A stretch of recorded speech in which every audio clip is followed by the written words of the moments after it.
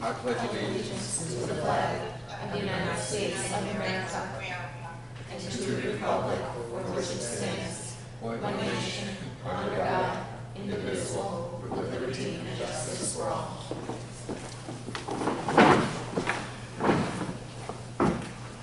Okay, next up we have district announcements. Mr. Carmelo, I don't know if you have any. Okay.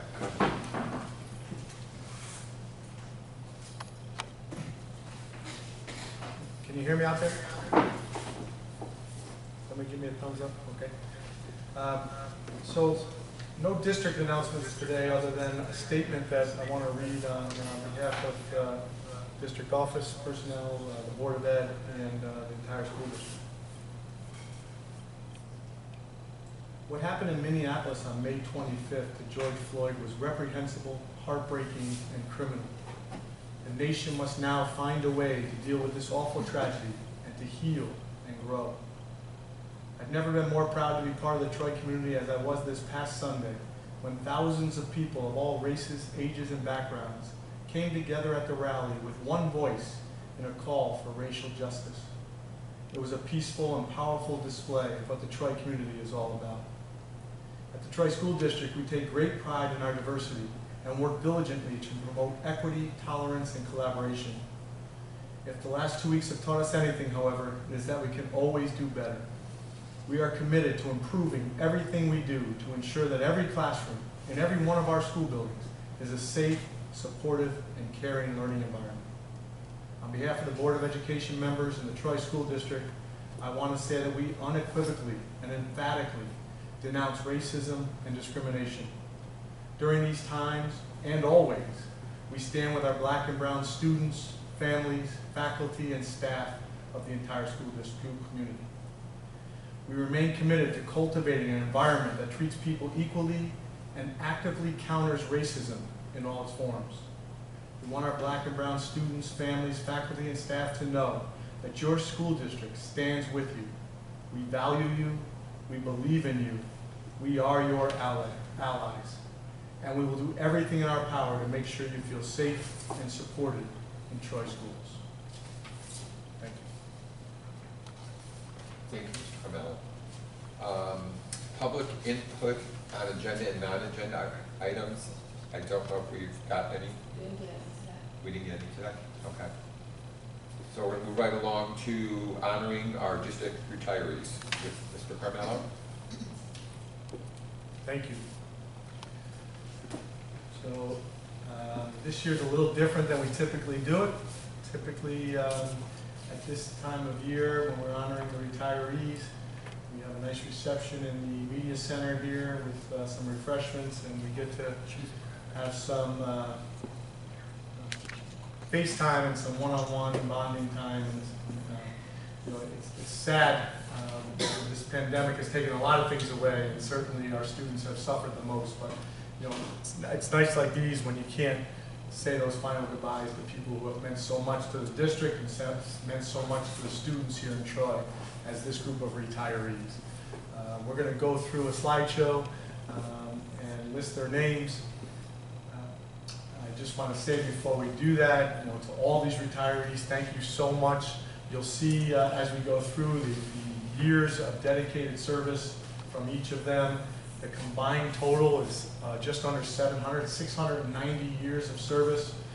So while it's, you know, we congratulate them and wish them well on the next stage of their lives, it's certainly going to be really, really hard to replace them in all they've brought to the school district. So again, I wish we could do this in person, but I want to make sure all the retirees know how much we appreciate all that they've done. So our slideshow, which we'll get out on social media as well in the next couple of days. Mary Abbott. Mary Abbott has 35 years of service. Thank you, Mary. Karen Altman. Karen Altman, 36 years of service. Thank you, Karen. Laura Arnold, thank you for your 34 years of service. Elizabeth Behan, thank you for your 30 years of service.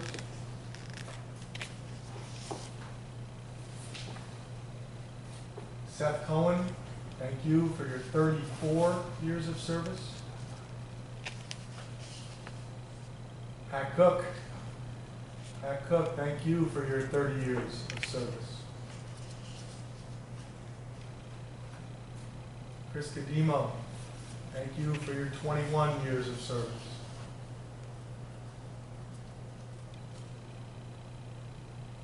Chris Davey, thank you for your 20 and a half years of service. Louisa DeLucia, thank you for your 21 years of service.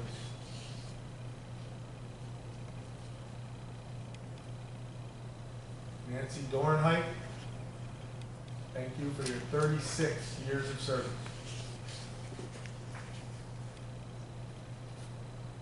Michael Fitzgerald, thank you for your 24 and a half years of service. Tony Foster, thank you for your 30 years of service.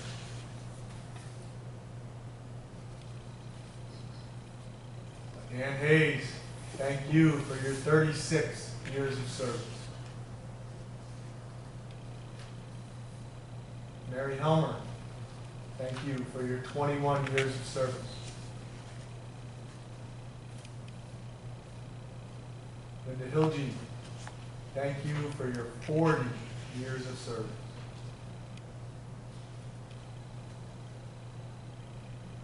Susan Himes, thank you for your 33 years of service.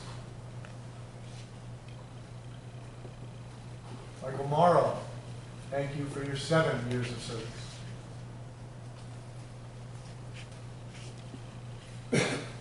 Nancy Smith, thank you for your 28 years of service.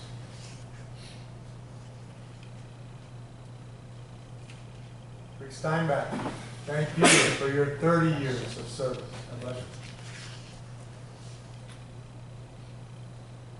Maria Rose Walker, thank you for your 32 years of service. Ann Weaver, thank you for your 31 years of service.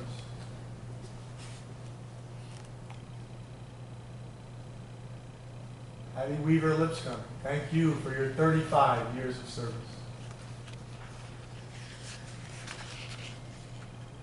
Freddie Whitego, thank you for your 45 years of service.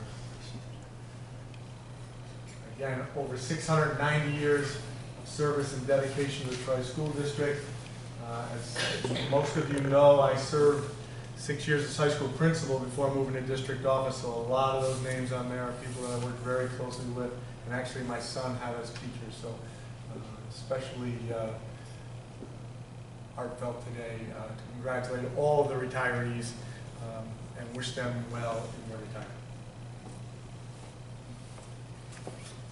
Thank you, and congratulations, and thank you to all our retirees for your service, to our students in the Troy School District, and we wish you well. Up next will be Mrs. Schweitzer with the April financials.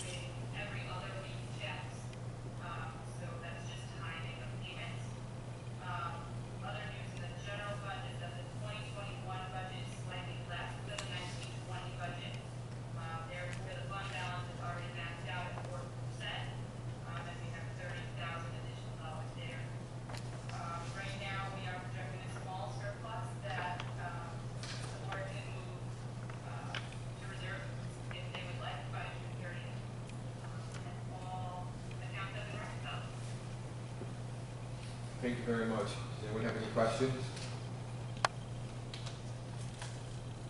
Okay, we'll move on to, somebody say something? Okay, we'll move on now to policy review with Mr. Carmelo. Thank you. We had a policy subcommittee meeting yesterday. I always thank the members of that committee. We, over the last couple of years, have gotten a lot of work done updating our policy manual. So I'll go through. We sent the board the packet today. It was kind of a big packet, so certainly if you read something over the next couple of days and have questions, send an email and ask. Most of it was fairly straightforward. So the first policy in the packet is the board member training. It's a new policy. We have one already that's 2521. This is a 2520. It talks about the state mandated training that all new members have to have, but then it has an optional recommendation, which we've actually changed from requiring to recommending that all board members annually do at least one training. So the NISBA conference, which many of you go to, would certainly count. The law school, the law conference in the summer would count, but also any of the webinars or any of the online offerings that they have throughout the year. So again, that one is not mandated. The committee decided yesterday to have that just be a recommendation for people. So that's all that was there. 4765 is our online learning and course credit. Again, that's a new policy, and that's really because of the pandemic and the things we've gone through over the last 3 months. What we did is most of the information that was in that policy was already in our curriculum policy of 4200. So we took the language that really was the difference about school closing. So it's about emergency utilization during school closures. During emergency situations, the district may utilize online learning platforms and other electronic technology to deliver instructions to students at all grade levels in an age-appropriate manner in order to maintain continuity of instruction. So it's actually what we've been doing over the last 3.5 months, but now NISBA is recommending that we put it in policy. So that's what we've done there. The student attendance is an interesting one. The push from the state over the last 2 or 3 years has really been to try to improve student attendance, to come up with creative ways to improve student attendance. We have a district-wide student attendance committee. We have a building-wide committee for each building. And we've talked over the last couple of years of ways to incentivize and motivate kids to come to school. Well, again, with the situation we're in health-wise and the pandemic that has occurred, the trend now is to not do that. In fact, the NISBA sample recommendation is to get rid of any incentives, any motivational techniques, and make it clear that kids and staff who are not feeling well and are sick should not be coming to school for obvious reasons. So, so again, a change really from the state. So the only concern I have there is that there are now accountability reports on student attendance. So I assume that those will be put to the side for a year or two. So that's the change there. Again, the recommendation is to not try to have kids or adults come to school because they want to have some kind of attendance record. If they're not feeling well, they should stay home as to not get other people sick. The purchasing policy, the policy itself, there were no changes. There's a recommended change from the committee to the regulation and to the exhibit. Right now, we are the lowest level at any district in the area as far as requiring quotes when we're purchasing something. So we want to move that up to a level that's more in line with what everybody else does. So the new exhibit would be at the $2,500 level for purchasing something that costs $2,500. You'd have to get 3 verbal quotes. If you're purchasing something that's $5,000 or more, you'd have to get 3 written quotes before you made your decision on which company I'm talking about. And then if it was over $20,000, you would still go to the bid process. We haven't changed that at all. But we've upped the levels to $2,500 and $5,000 for verbal quotes and then written quotes. The charging school meals doesn't really apply to us. We're a community eligibility program school, which means every student that goes to the tri-school district gets a free meal. So this new change from NISBA was about food shaming and not, we used to, some that have been around a while remember we used to give cheese sandwiches when kids were low on their account or didn't have money. So you're not allowed to do any of that anymore. Again, it doesn't really apply to us. We have to make the changes and we have to have the policy, but there's a footnote at the bottom that says because we're a community eligibility program where every kid gets a free meal, we don't have to worry about it right now. The safety plan changes for this policy, really we already had them in there. The NISBA is recommending delineating between the SRO's roles and monitors and school personnel roles.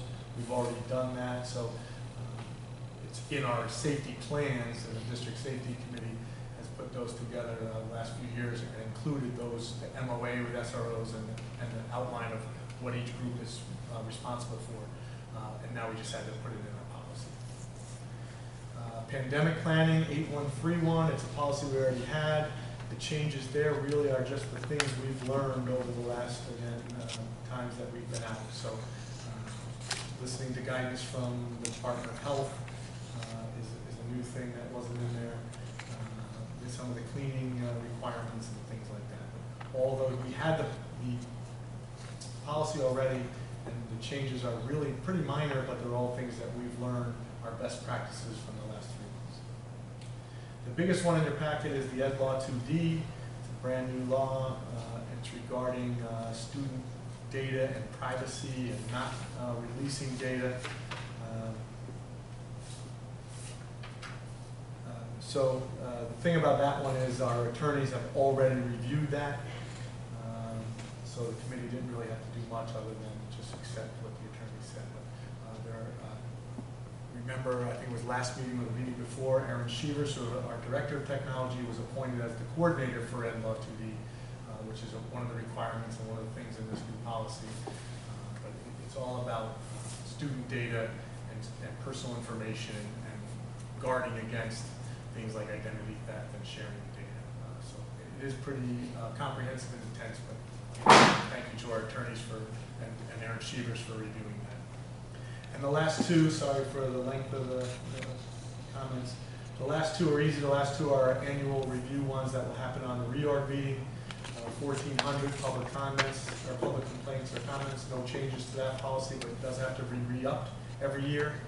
And the 1,900 policy, which is parental involvement, again, no changes to that, but that has to be re-upped every year. Those will fall under Julie Curry's work, and there's no changes to those policies, but they have to be on the reorg.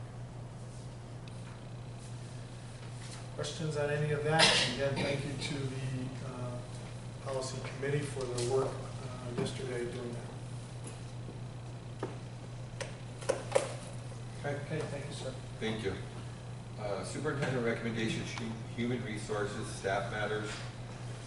Motion for unclassified, motion for consent agenda items 1 through 8. Second.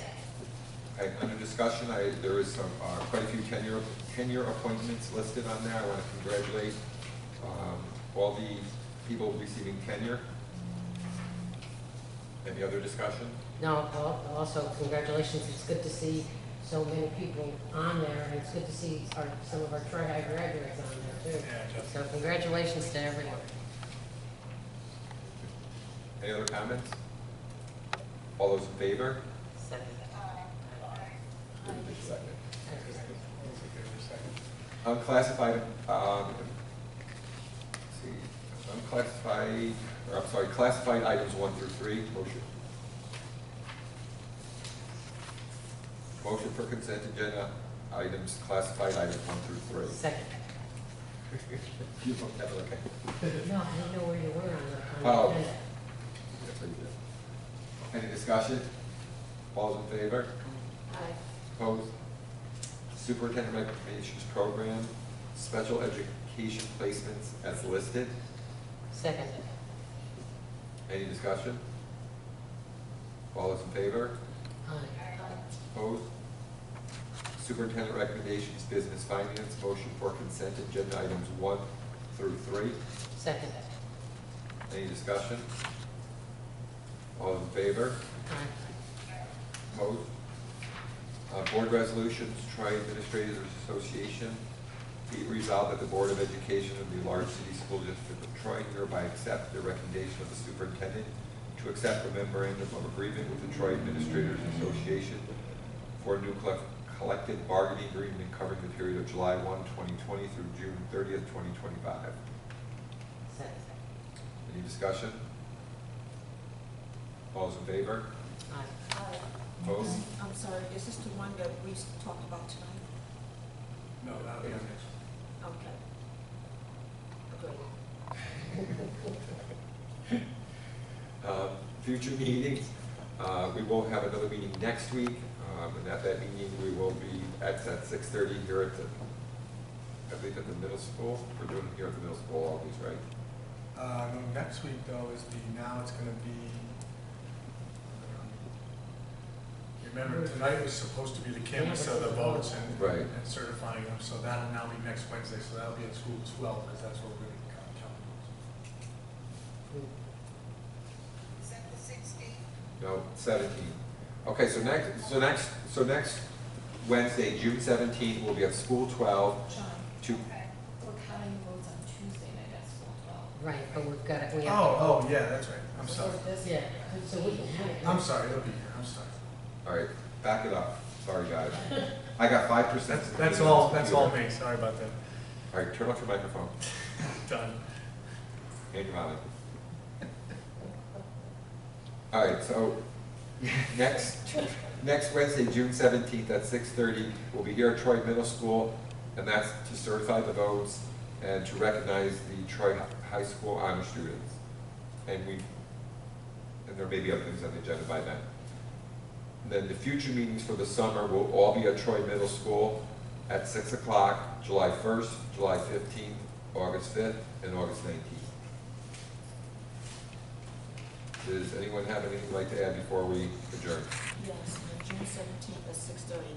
That is going to be first, the recognition of Troy High honor students, or the votes, what is it going to be first? Honor students, Yeah, like we did students. tonight. We'll do it like the retirees. Okay, all right. Also you will say, Karen?